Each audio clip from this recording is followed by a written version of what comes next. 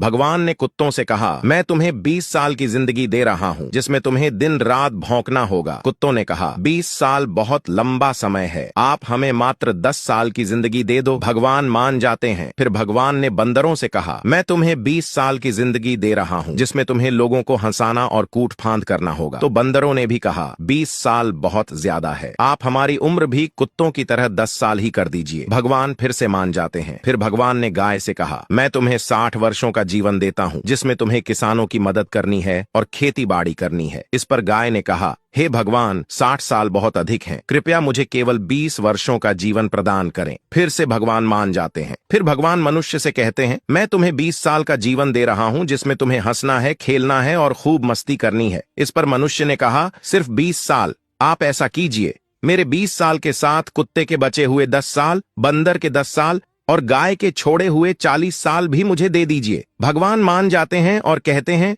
जैसी तुम्हारी मर्जी।